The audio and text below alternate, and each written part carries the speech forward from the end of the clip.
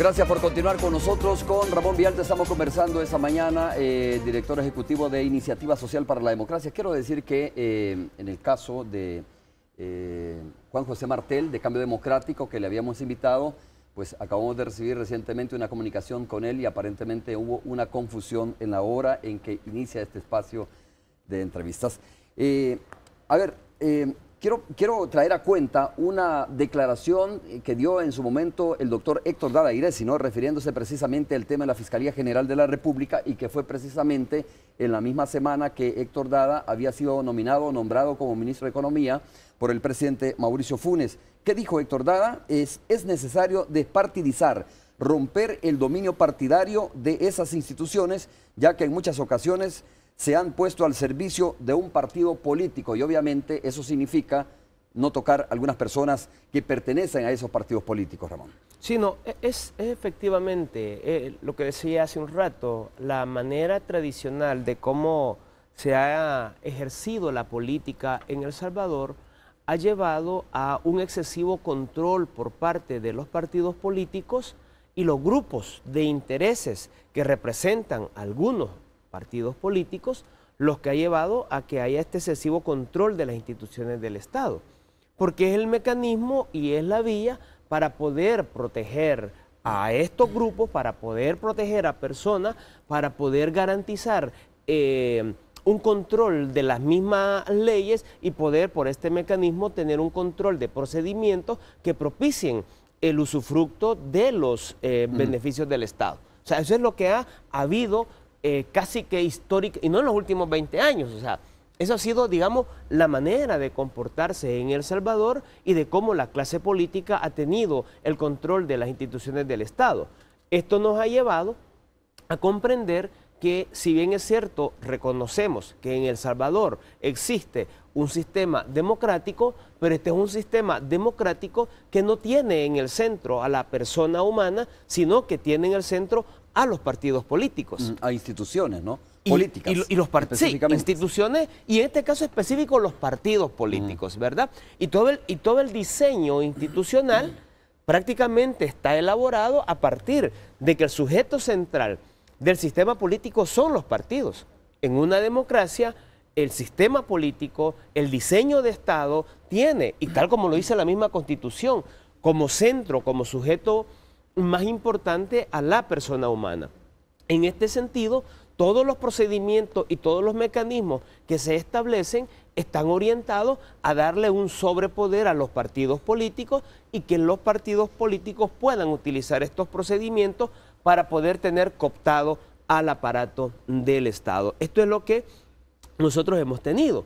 Por eso hemos señalado, si uno considera que no va a haber una corte de cuentas que sea capaz de detectar un acto de corrupción, una fiscalía que sea capaz de investigarlo, un órgano judicial que sea capaz de castigar a quien ha cometido un hecho de corrupción, y que estas tres entidades, las que he mencionado, están cooptadas por los partidos políticos, por supuesto que lo que vamos a tener es un Estado controlado, sobredeterminado por determinados grupos que protegen intereses de estos grupos y que propician la extracción de los recursos del Estado. Y que se conviertan en motores de la impunidad.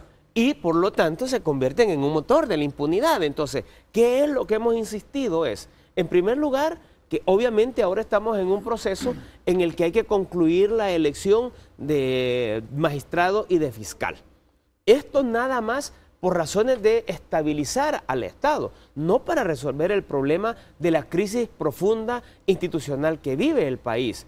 Ahora es el momento de entrar en un debate serio. Terminamos de elegir ahora y yo creo que no va a ocurrir un hecho excepcional, y no esperemos que ocurra tampoco un hecho excepcional de que vamos a tener al mejor fiscal o al más independiente. Entonces hay que pasar al plano de darle cierta estabilidad al país. Pero hay que iniciar ahora el debate serio. A ver, vamos a discutir de verdad el nuevo procedimiento de elección de todos los funcionarios de elección de segundo grado. Esto hay que discutirlo ahora, porque se trata de definir cómo vamos a garantizar, a través de qué procedimiento vamos a garantizar que en adelante no se siga volviendo a cometer la falla de que el Estado siga quedando en manos de intereses de pequeños grupos políticos y de interés económico. A ver, vamos a discutir en serio que la Fiscalía, ¿de qué sirve que elijamos a la persona más independiente? Con la capacidad investigativa que tiene ahora la Fiscalía. De nada le va a servir, porque hay que hacer una reestructuración administrativa, técnica, profunda, pero se requiere de recursos. Hemos solicitado el 2% como mínimo del presupuesto general de la Nación para la Fiscalía, para darle capacidad.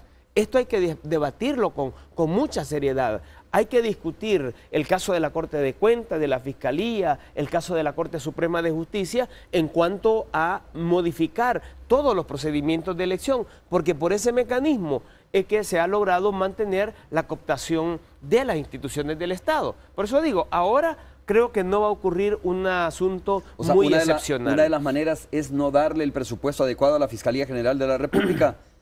Una manera, digo, de mantenerla diezmada y de limitar su capacidad de investigación. Por supuesto, o sea, en la medida de que hay una institución que tiene una responsabilidad de poder investigar, pero no cuenta con los recursos, no solo lo económico, los recursos humanos, los recursos tecnológicos apropiados, de acuerdo con las nuevas realidades que vive el país y en general el mundo. En ese sentido, lo que tenemos es una institución totalmente débil. Ramón, también es la falta de voluntad de hacer las cosas. Probablemente hay investigaciones que no necesitan de mayor recurso, que incluso están bien adelantadas, que hay evidencia suficiente en torno a esas investigaciones, proporcionada muchas veces por instituciones del Estado o por mismas organizaciones de la sociedad civil, y lo que falta no es plata para viabilizar esas investigaciones, sino más bien la misma voluntad de la Fiscalía General de la República de hacerlo. Sí. Yo creo, nosotros lo hemos dicho siempre al contrario, lo que ha habido en El Salvador es voluntad clara para no hacer las cosas. Claro. ¿Sí? No es que haya falta, porque uno dice, bueno, es que hace falta voluntad, ¿verdad? Eso puede ser como alguna indiferencia. No, aquí ha habido intención, ha habido dolo, claro, ¿verdad? De no hacer las cosas. Y hay casos en los que debería de haberse avanzado en investigaciones. Bueno, solo preguntémonos, ¿en qué estado se encuentran esos más de 60 casos de corrupción? ¿Quiénes son las personas que estarían directamente involucradas y por qué razón no se está investigando? O sea, por supuesto que en algún momento uno puede pensar, no, a lo mejor determinados grupos, determinados partidos habrán dicho, no es importante, ahora no, esos casos no se toquen, esos casos no se investiguen. Entonces se influye de manera directa en la labor que un funcionario deba de cumplir, y de aquí es donde uno dice, debe de haber un fiscal con mucha valentía, con mucho valor, para no supeditarse a las órdenes ni del Ejecutivo, ni las órdenes de un partido político, y garantizar continuar con los procesos de investigación hasta llevar, trasladarlo al orden de la justicia. O sea, por eso es importante rescatar lo que la Constitución le establece como funciones al fiscal general. A ver si lo lees, por favor. Voy a leer 2-3 de ellas. Ajá. Defender los intereses del Estado y de la sociedad. Esto tiene mucho que ver con que aquí se ha comprendido muchas veces que la responsabilidad del fiscal es la acusación y encontrar a una persona hasta meterla a la cárcel. No, de lo que se trata es que los fiscales demuestren con la investigación si alguien ha cometido o no un delito, y si lo ha cometido, que tiene que someterlo a la justicia, y que si alguien a partir de la investigación efectivamente se demuestra que no ha cometido el delito, pues contribuir para que quede libre. No es a la fuerza hacer que una persona quede presa. Promover de oficio o a petición de parte la acción de la justicia en defensa de la legalidad. ¿Qué quiere decir esto? Incluye que si un diputado comete vicios de ilegalidad, de inconstitucionalidad, el fiscal puede iniciar un proceso para que se le someta a antejuicio, porque no está cumpliendo con las reglas constitucionales. Si el presidente de la República está violando la Constitución, el fiscal puede iniciar un proceso para que se le genere antejuicio. Es decir, el fiscal tiene un poder sumamente grande, de acuerdo con las competencias y funciones que le da la Constitución. Promover el enjuiciamiento y castigo de los indiciados por delitos de atentados contra las autoridades y de desacato. O sea, aquí estamos diciendo que el fiscal puede actuar no solo contra cualquier persona que comete un crimen, sino contra los mismos funcionarios que hayan cometido desacato o que estén cometiendo actos de corrupción. Entonces, en realidad, la posibilidad que tenemos para prevenir la incursión del crimen organizado a la estructura del Estado prácticamente está en manos del fiscal general de la República. Pero si tenemos un fiscal que no va a investigar, un fiscal que no va a tener los recursos, la tecnología para poder investigar, el resultado que muy probablemente tengamos en unos años es una estructura de Estado muy determinada, no solo por intereses de partido, sino muy determinada por el crimen organizado, que es una de las amenazas más latentes que estamos viviendo actualmente. Hay una modalidad, Ramón, que hay fiscales que sí avanzan en investigaciones, profundizan en las investigaciones, pero solo lo hacen como para tener una herramienta, ¿no?, que les valga la reelección y no necesariamente para concluir la investigación y meter preso a las personas que resultaran culpables de la misma. Digo, esa es la otra inmoralidad, creo yo, que cometen muchos fiscales en nuestro país, que tienen conocimiento de investigaciones, avanzan en las investigaciones, pero al final no las concluyen porque simplemente las utilizan como armas para luego buscar cómo maniobrar con ellas, ¿no? Sucede eso también. Digo, hay muchas cosas de las cuales se puede hablar de lo bien o mal que está trabajando un fiscal. Sí,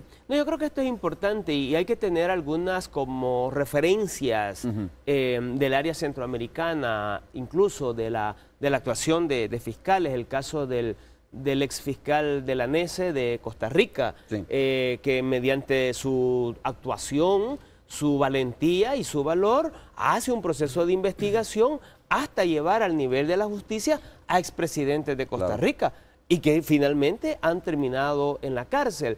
Este tipo de actuación efectivamente demuestra que cuando se actúa comprometido de verdad por cumplir con la defensa de los intereses del Estado mismo, del cual se es fiscal, se puede generar un trabajo serio de investigación y garantizar que aquellos que han cometido los delitos y que han hecho un abuso excesivo del aparato del poder del Estado puedan llegar hasta ser castigados. Esto, digo, en la región hemos tenido casos de este tipo y que deberían de ser los casos o los ejemplos que debería de seguirse en el caso del fiscal general de la República de El Salvador.